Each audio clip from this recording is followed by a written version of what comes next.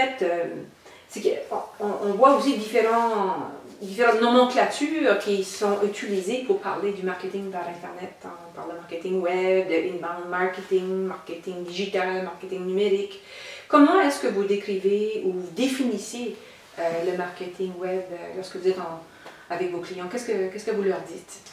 Bien, en fait, c'est une réponse assez simple. OK. C'est que le marketing web, ce sont les activités, les pratiques marketing qui se font sur le web. Et qui se font pas nécessairement sur le web, parce que quand on pense au web, on peut penser à l'Internet, mais ça inclut aussi tout le volet communication électronique. Par exemple, quand on parle des infolettres, qui ne sont pas nécessairement un site web ou sur un réseau dans les réseaux sociaux, c'est aussi du marketing web. Parce que dans le fond, c'est de la digitalisation, c'est d'être dans un support électronique, dans un support informatique qui va faire, ça passe les informations, les communications transitent via Internet, même si ce n'est pas directement un site web en tant que tel. Donc le marketing web inclut ça.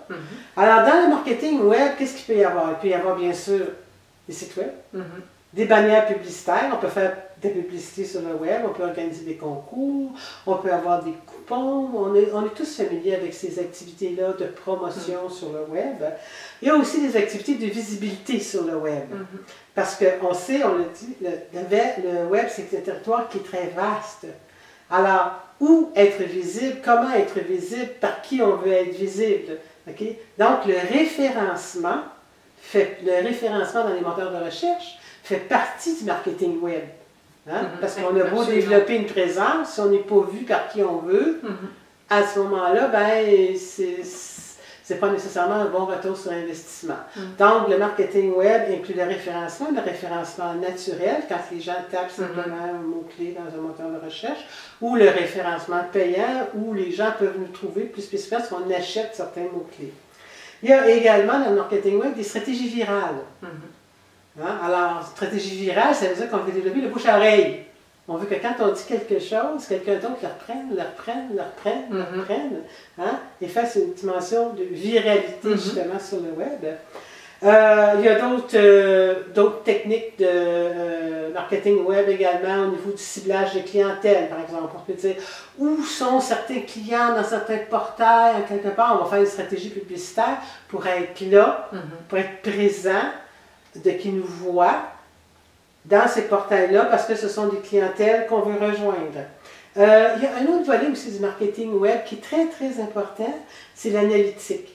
L'analytique, c'est la capacité de suivre et de suivre et de mesurer, dans le fond, toutes les activités marketing, également tous les comportements des internautes. Une des grandes qualités du marketing web, c'est que ça laisse des traces partout. Exactement.